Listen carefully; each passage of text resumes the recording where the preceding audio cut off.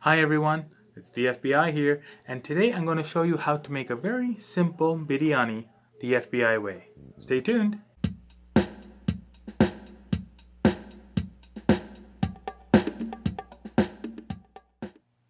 Now biryani is typically almost like a rice dish, casserole if you want to think about it. And mostly it's a mixture of rice with a mixture of meat or a mixture of vegetables or perhaps a combination, and is primarily served, I think, in the southern parts of India. The northern part of India has something very similar called pulao, but the South Indian people like to say biryani for some reason. Of course, there's different cooking techniques and things that are there, different spices, but I'm just going to show you my way of making a simple biryani. Now, I am going to say that I don't want to actually call this a biryani because the biryani professionals, the experts, when they see the way I do things, they are going to get pretty upset with me because they're like, "This is not a biryani. This is nasty. This is terrible. I don't know why he's calling biryani. This is an insult to India and all that blah blah blah blah blah." So, just to make everyone happy, this is not going to be called a biryani.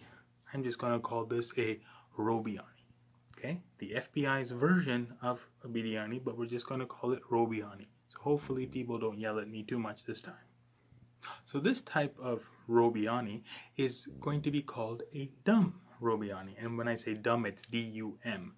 And what this method of biryani is that you have a tradition in which, in typical Kerala style biryani, you're going to have a mixture of cooked meat and cooked rice, and you bring them together. The dum style, on the other hand, is you taking raw meat and you're adding it to some rice that is partially cooked, and then you're going to cook everything together so that the flavors are going to intermingle a lot better. And it's more common, I believe, in other parts of South India like Hyderabad and things. The Kerala style is just you cook them separately and then you bring them together and you bake it in an oven for, I don't know, half an hour or so. Now, me personally, I'm not a big fan of biryani, but when I tried this biryani, I liked it. Not because I made it, because I'm not a good cook at all, but just the flavors and things that came about, I thought tasted pretty good. And the way I saw a person make it one time, I thought, hey, this is pretty interesting. So I want to try how to do this, and I think it turned out pretty good. And so I'll show you how I did it. So since it is Easter, I decided to make this biryani a little bit more special, and I want to make it special in two ways. One, I wanted to use a little bit more higher quality ingredients than what we would use in a daily basis. So the ingredients are a little bit more expensive, a little bit higher quality, but I think it's okay.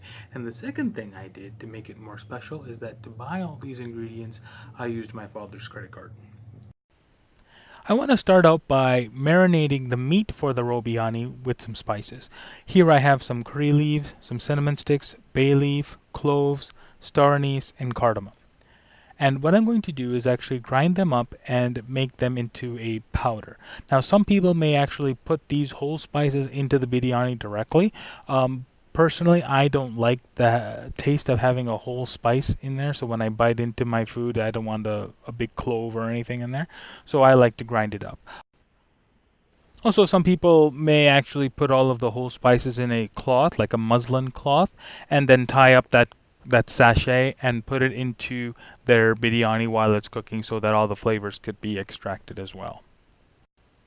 Now, of course, you can save a lot of time and go to the store and buy a biryani masala. There's like a ton of different types of masalas out there for biryani. However, I personally like to make it myself only because sometimes the commercial biryani masalas they may add a couple of extra things in there, probably more of cloves or something, maybe that I may not find very appealing. So that's why I just like to do it myself, as I believe that the best tasting food is the food you make yourself. In a bowl, I have a little bit of olive oil, and to that I'm going to put some coriander, some turmeric, some paprika, some chili powder, some black pepper, some fennel seeds, some cumin, some ginger garlic paste, a little bit of onion powder, and some asafoetida powder.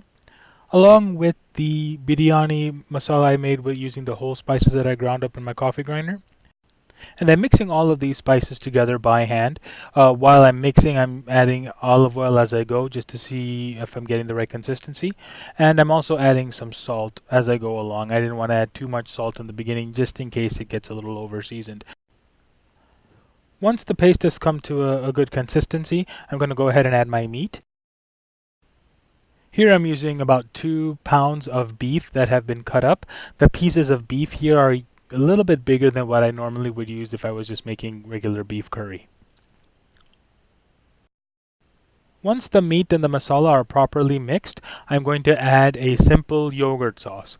In this container I have about 2 cups of plain whole milk yogurt, and to that I'm going to mix in some fresh cilantro or coriander leaves, and I'm going to put in some salt.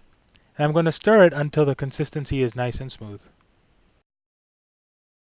Once my yogurt has reached the desired consistency, I'm going to pour it over my meat mixture. I'm not going to mix the yogurt and the meat, but I'm going to just put some holes, try to move around the beef a little bit, just so that the yogurt can seep through. If I were to mix everything together, what's going to happen is the masala could actually come off the meat and just end up in the yogurt, but I want the masala to actually stick on the meat itself. Then I will cover the bowl and put it in the fridge for 4 hours. After about 4 hours of the meat marinating in the fridge, I took a pot and I put some extra virgin olive oil at the bottom, just enough to coat the bottom of the pan. Now I'm going to take out my beef mixture and I'm just going to pour it into my pan. And while I'm doing that, I just want to make sure that it's level. So I don't want one side to be too high while the other too low. We want to just keep everything on almost at the same level.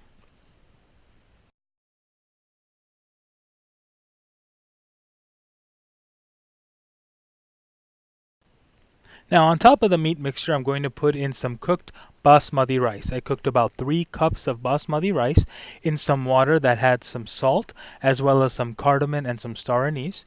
And what I'm doing is actually sprinkling the rice on top of the meat so that it becomes more fluffy. I did not cook the rice completely. I cooked it to about maybe 50%, 60% of doneness, and then I'm just sprinkling the rice, all 3 cups of that cooked rice on top of the meat. So this way the meat can also be cooked with the steam of the rice as well as the heat that would be put underneath.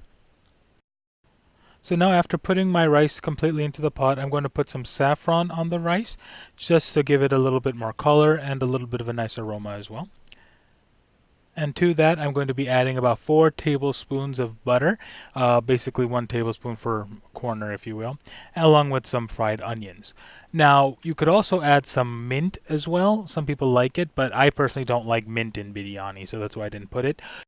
You could, however, put some coriander or some cilantro leaves on here as well. However, I didn't add any because I forgot to add them.